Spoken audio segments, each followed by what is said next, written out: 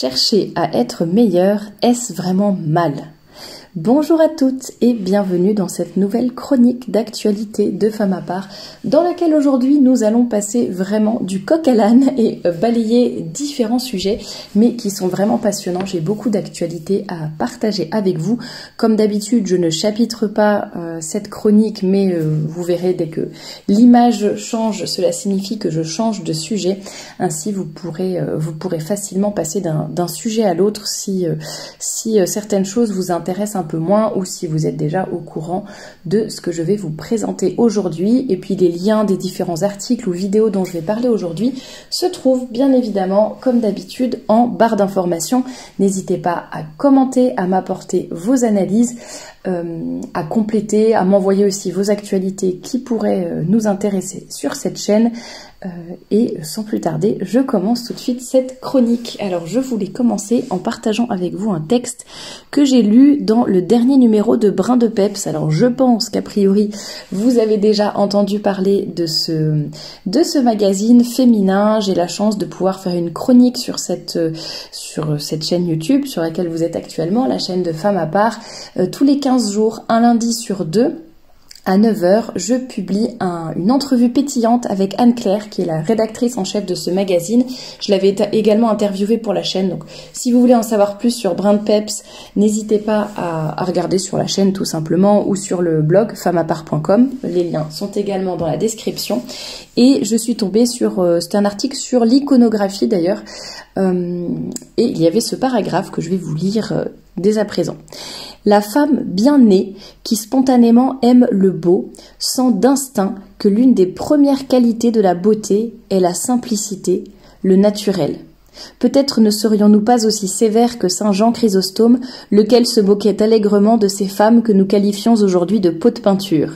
Mais sous ces remontrances épiscopales, avouons qu'il y a cette intuition tout à l'honneur de la gente féminine que la meilleure parure de la femme, c'est sa féminité, justement, toute simple et sans rajout superfétatoire. Voilà pour l'extrait de cette revue que je voulais partager avec vous aujourd'hui. Je vous laisse méditer sur ces paroles, mais c'est vrai que ça va tout à fait dans le sens de ce que je partage avec vous au quotidien, sur le blog, sur la chaîne, sur les réseaux sociaux.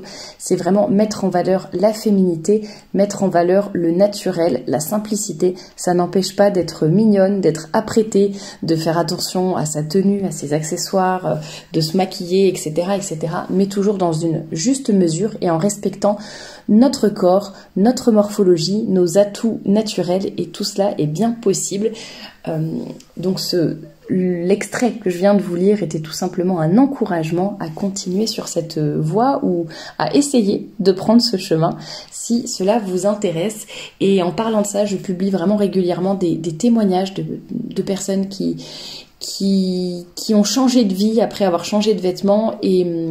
Et si le sujet vous intéresse, parce que nombreuses sont les personnes qui disent tout le temps que on s'en fiche, ce ne sont que des vêtements, la jupe ou la robe pour la femme, ça n'est pas si important que ça. Et en fait, quand on voit l'impact que ça a sur la vie des uns et des autres, bien sûr que le choix de nos vêtements a beaucoup d'importance. Et je vous invite à lire ces témoignages sur le blog, le livre d'or du blog, ou bien à les écouter dans les différents entretiens que je fais sur cette chaîne, et vous verrez que ça peut changer une vie. Donc n'hésitez pas à vous intéresser à ce sujet et à l'expérimenter dans votre propre vie. Deuxième partage aujourd'hui, c'est cet entretien cet entretien avec Hugo Jacomet sur la chaîne Les Bâtisseurs. Il est assez long, il dure un peu plus de 2h20, mais il est très intéressant. Comme d'habitude, vous pouvez l'écouter un petit peu en accéléré, c'est tout à fait audible. J'ai trouvé que cet entretien était vraiment passionnant. Je vous avais déjà parlé d'Hugo Jacomet et de son passage sur CNews notamment, où il parlait de l'élégance, de la politesse, de la beauté. Et là, il reparle de tellement de choses que je trouve passionnantes. Alors on pourrait se dire, lui, il est plutôt axé sur sa chaîne sur les hommes. D'ailleurs, l'entretien s'appelle « Être un gentleman en 2023 ». Mais donc déjà, si vous êtes un homme, courez, écoutez, sans hésiter. Et mesdames, si jamais vous hésitez en vous disant que c'est peut-être un discours qui sera vraiment pour les hommes, je vous assure que je me suis régalée quasiment du début à la fin. En tout cas, les 2 premières heures sont passionnantes. Il parle de beauté, il parle de un peu de wokisme aussi, certaines dérives de notre société. Il parle de transcendance, il parle de l'importance du vêtement, de la symbolique du vêtement, enfin de plein de sujets que moi je trouve passionnants. Et j'ai beau avoir déjà travaillé ces sujets en long, en large et en travers, j'ai vraiment eu beaucoup de plaisir à écouter cet entretien. Donc je vous le recommande vivement. J'ai moins aimé les 20 dernières minutes qui, ceci dit, permettent de connaître un petit peu plus clairement la position d'Hugo Jacomet en termes de spiritualité, de religion. Donc il est protestant, il y a énormément de choses avec lesquelles je ne suis pas d'accord. Donc soit vous n'écoutez pas le dernier quart d'heure, soit vous l'écoutez mais vraiment avec des pincettes, avec du recul. Je suis plutôt d'accord avec tout ce qu'il a dit pendant 2 heures, mais la fin bien évidemment que non. Il parle aussi de l'Église catholique dans des termes qui ne sont pas du tout appropriés ou, je vais pas dire irrespectueux parce que c'est pas le cas, mais bon, ce sont des mensonges tout simplement. Donc, certaines choses sont, je suis d'accord, d'autres non. Donc voilà, je vous mets vraiment juste ce petit avertissement pour la fin de l'entretien, mais les 2 premières heures, vous allez vous régaler. J'ai trouvé ça passionnant et vraiment, je vous le recommande. Je promeux toujours sur ma chaîne, j'essaye en tout cas de mettre l'accent sur la beauté, la vérité, la bonté, et c'est important d'écouter de beaux discours, de belles émissions, de regarder de belles choses aussi, et je trouve que ça en fait partie, ça nous élève, ça nous donne envie d'être meilleur. N'en déplaise à certaines personnes pour qui être meilleur, ça n'est pas un bon objectif de vie, n'est-ce pas? J'en reparlerai à la fin de ce podcast, mais en tout cas, voilà, je vous le recommande. Je suis tombée sur cette actualité concernant la garde-robe de Kate Middleton, la duchesse de Cambridge, mais non, qui est maintenant la princesse de Galles, qui pour la Saint-Patrick est traditionnellement, donc fait je sais plus comment ça s'appelle, la revue de la garde irlandaise, et elle est traditionnellement habillée en vert. Vert foncé, vert forêt, plutôt des verts vraiment qui sont verts, qui ne sont pas bleus, qui sont vraiment tranchés, vert foncé. Parce que c'est la couleur évidemment de l'Irlande. Vous le savez, si vous fêtez la Saint-Patrick, on voit souvent du vert un petit peu partout. Et cette année, elle avait décidé de s'habiller dans... Alors, on peut dire que c'est un vert bleu, mais ça tend quand même un peu plus vers le bleu ou vert turquoise, je sais pas trop comment on peut dire. Mais tout le monde a été un petit peu surpris parce que donc les tons étaient plutôt vers le bleu que vers le vert. Et que vers la couleur verte. Et en fait, on s'est aperçu que c'est tout simplement parce que les gars, certains, alors je suis désolée, j'ai pas le vocabulaire militaire, mais une des sections parmi la garde irlandaise, il y a une des sections qui est particulière et dont le symbole est en fait une fleur, je crois, ou une feuille qui est plutôt exactement dans ces tons-là. Et donc en fait, c'est pour leur rendre hommage et pour aller avec leur tenue qu'elle a décidé de porter cette tonalité de couleur, parce qu'en plus elle a été nommée chef de la garde irlandaise, je ne sais quoi. Et donc, tout ça pour vous dire l'importance du vêtement, la symbolique du vêtement, et qu'à travers votre vêtement, vous pouvez faire passer beaucoup de messages, qu'ils soient politiques, qu'ils soient... On l'avait vu notamment dans le cadre, je crois que je vous en avais parlé, dans le cadre d'une guerre que je ne nommerai pas pour ne pas être censuré par YouTube, mais donc la guerre dans laquelle nous sommes du côté de l'Est à l'heure actuelle, et je crois que c'était la première dame de ce pays qui avait porté alors déjà, lui, le président, il est toujours en tenue militaire, kaki, etc., au lieu d'être en costume cravate, donc pour bien montrer justement que c'est un état de guerre. Et il me semble que c'est ça, la première dame à l'occasion d'une réunion. Alors c'était pas sa femme à lui, mais c'était la première dame d'un autre pays qui avait décidé de porter une couleur ou de faire appel à un couturier de ce pays-là pour justement rendre hommage, montrer son soutien à ce pays à travers son vêtement. Donc vous voyez, on peut vraiment faire passer énormément de messages à travers sa tenue, donc là dans le cadre de Kate Middleton, dans d'autres cas que je vous ai déjà cités, et voilà, je trouve ça assez important à souligner. Je profite juste de cette actualité, bien sûr, qui va vite passer, mais c'est vrai que c'est important de réfléchir au message. C'est plutôt le fait de partager cette actualité est pour moi l'occasion de vous rappeler l'importance de vos vêtements et le message que vous pouvez faire passer à travers ceci. Quel est donc le message que vous voulez faire passer? Celui d'une personne sérieuse, celui d'une personne drôle, celui d'une maman, celui d'une personne d'un certain âge, au contraire, de quelqu'un de plus jeune. Voyez, on fait passer beaucoup de messages à travers vos vêtements et je vous encourage à maîtriser ce message autant que vous pouvez et à faire en sorte que le message que vous délivrez à l'extérieur de manière plus ou moins volontaire, eh bien, soit en accord avec ce que vous êtes, tout simplement. Autre, pour rester un petit peu dans les actualités royales, n'est-ce pas, c'était le mariage récemment de la princesse Iman de Jordanie, donc la fille du roi et de la reine de Jordanie, qui s'est mariée donc le 12 mars dernier. Et quel plaisir de voir toutes ces dames habillées de façon décente, de façon élégante, de façon féminine et en même temps de façon tout à fait moderne, pétillante, dans l'air du temps. Voyez, la photo parle d'elle-même, je pense, mais ça fait tellement plaisir de voir de belles tenues et surtout de faire passer ce message comme quoi on peut être vraiment décente, modeste et en même temps pétillante, jolie, moderne, etc. Donc je trouve ça vraiment important de le souligner, et si ça peut encourager certaines d'entre vous et vous montrer que ce soit pour un mariage ou d'autres occasions, on peut tout à fait être décente, enfin être féminine et jolie sans faire de compromis avec ses valeurs. Donc voilà, je tenais à vous montrer cette photo. Si elle peut vous encourager, eh bien tant mieux. Qu'est-ce que j'ai vu d'autre? Ah, j'ai oublié de partager ça en premier dans les actualités de Femme à part. J'ai déménagé. J'en parle maintenant, sinon je vais oublier. Samedi dernier, j'ai donc déménagé mon entrepôt. Vous avez dû voir sur Instagram ou sur YouTube des petites vidéos des coulisses que j'ai faites à cette occasion-là. J'ai eu beaucoup de chance d'avoir de l'aide de ma famille qui m'ont bien aidé pour porter tous ces cartons assez lourds. Surtout qu'il y avait des étages à monter, etc., quelques kilomètres à faire.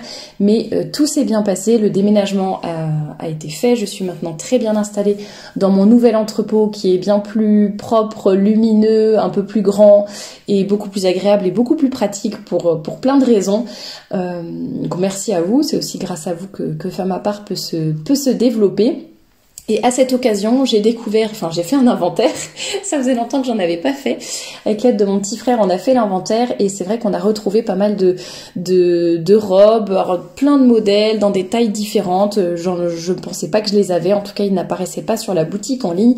Et finalement, ils étaient sur mes étagères. Donc n'hésitez pas. Je pense que au moment où je vous écouterai cette chronique, j'ai dû donner la liste un peu de ce que j'avais retrouvé dans une newsletter.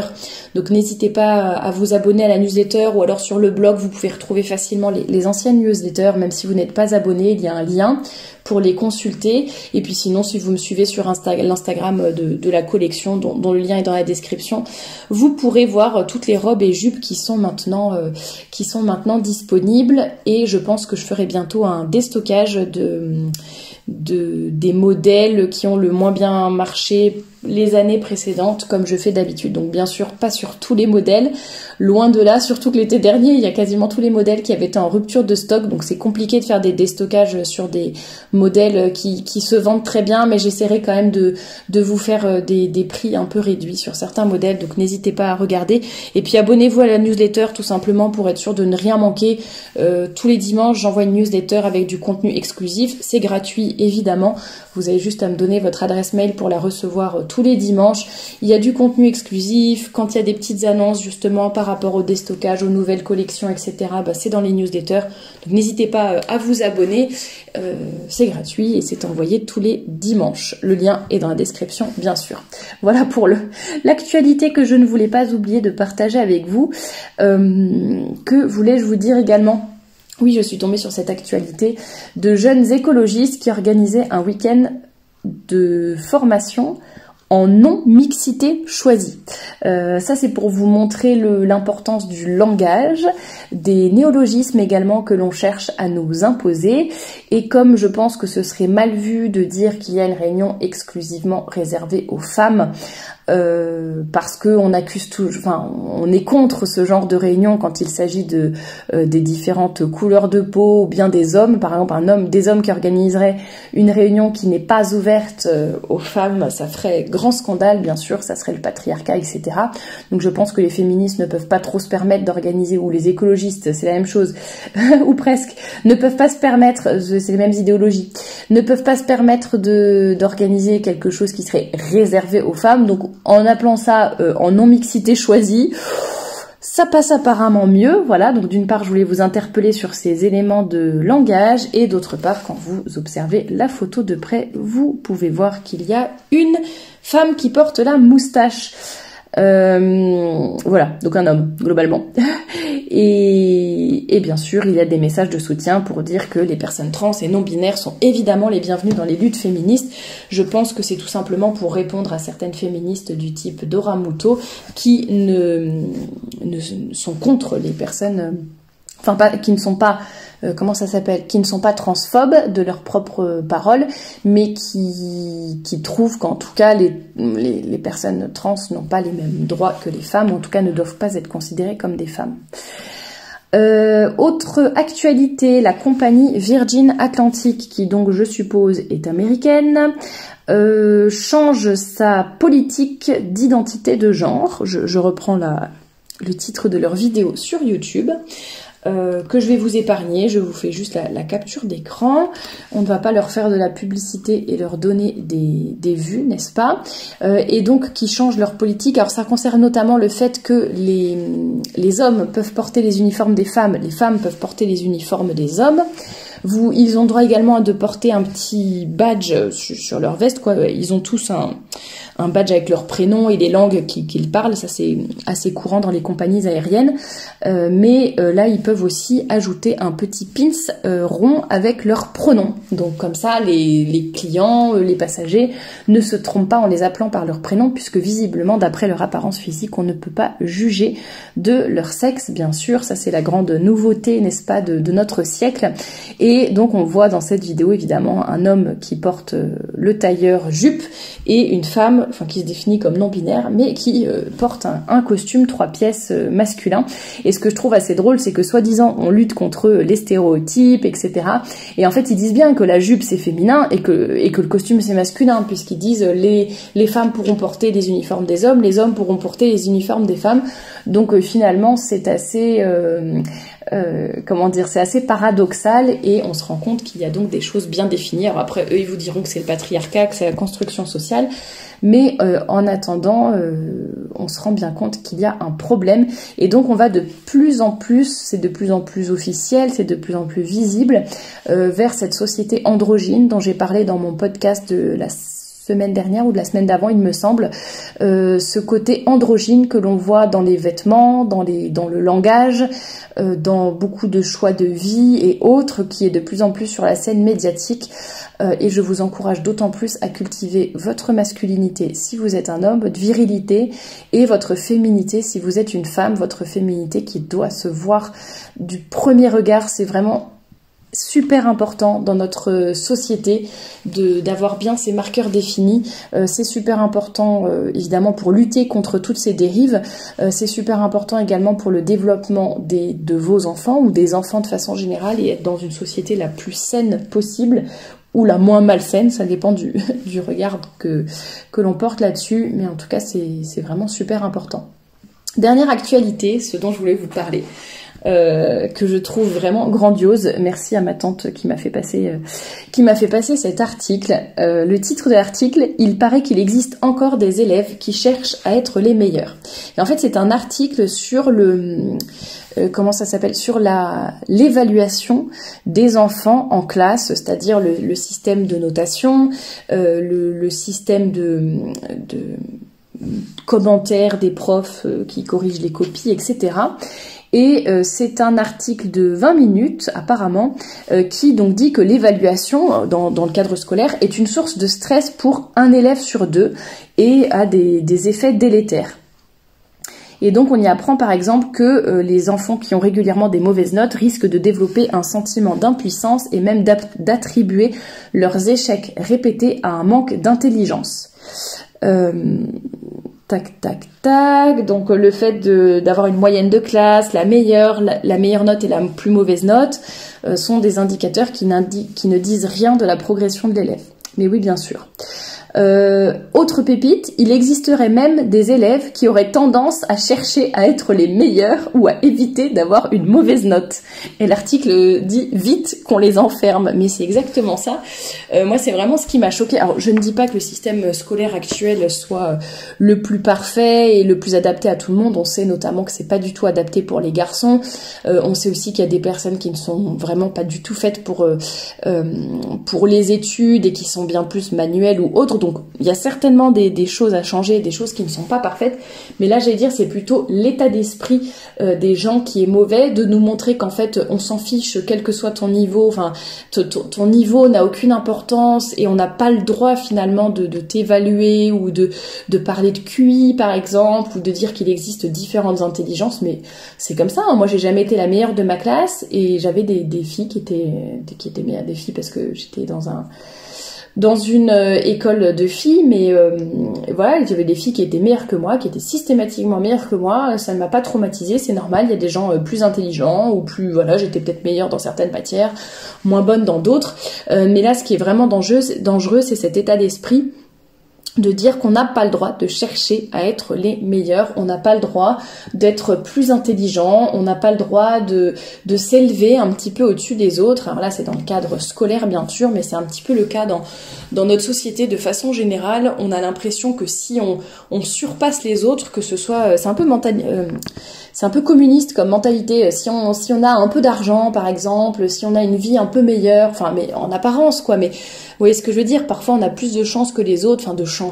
Parce qu'on a plus travaillé, parce qu'on a fait des meilleurs placements, des meilleurs choix de vie, etc., qui font que, eh bien, finalement, on peut être surpasser les autres dans différents domaines, que ce soit financier, que ce soit l'intelligence, que ce soit la capacité de raisonner, dans notre langage, dans notre capacité à communiquer également. Eh bien, ça dépend des choix de vie, ça dépend de ce qu'on a fait, ça dépend de notre travail, ça dépend aussi certainement de notre génétique, de notre éducation, peut-être de choses innées, enfin de paramètres qui ne dépendent pas entièrement de nous, mais je trouve ça affreux de reprocher aux gens de vouloir faire des efforts, de vouloir s'élever, de vouloir être meilleur, de vouloir éviter la médiocrité, de vouloir éviter les mauvaises notes, en l'occurrence, de vouloir laisser les gens être tièdes, faire le strict minimum, ne jamais se corriger, cet état d'esprit aussi de ne jamais se remettre en question, c'est-à-dire si l'enfant a des mauvaises notes, alors, encore une fois, on est d'accord, le système scolaire n'est pas parfait, il y a des choses évidemment, notamment pour les garçons, à modifier, mais là, voilà, prenons les choses avec un peu de recul et on peut dire que de manière générale, on a l'impression qu'il est mauvais de dire que un tel est moins bon qu'un autre pour telle chose, et ce qu'il faut plutôt, c'est apprendre aux enfants que c'est pas parce que tu as une mauvaise note en mathématiques que tu es un idiot fini, que tu as zéro intelligence, que tu ne vas rien faire de ta vie, que tu es mauvais et que on va te mettre au rebut de la société. Non, parce que il a peut-être des meilleures capacités en littérature, ou des meilleures capacités manuelles. Au contraire, il faut lui donner le goût de l'effort, le goût de chercher ce qui lui va mieux, ce qui lui correspond le mieux, et apprendre aussi aux enfants, ça me paraît tout à fait normal que jusqu'à un certain âge, il y ait un socle de connaissances commun minimum, et voilà, et même si tu n'y arrives pas, tu fais des efforts, tu fais de ton mieux, tu donnes tout ce que tu peux, et apprendre à ne pas baisser les bras, et au moindre obstacle, non, c'est que c'est pas fait pour toi, c'est que il faut tout abandonner, si ça te demande un effort ou une petite contrainte, ça veut dire que non, il faut abandonner, faisons demi-tour et prenons une autre voie. Voilà, ça c'est un peu l'état d'esprit actuel. Donc je voulais profiter de cet article pour justement je vous mettrai le lien en barre d'infos, pour vous rappeler l'importance de donner le meilleur de soi-même, de ne pas se laisser abattre ou ralentir par les obstacles, de se relever quand on tombe, quel que soit le domaine, professionnel, spirituel, familial ou autre.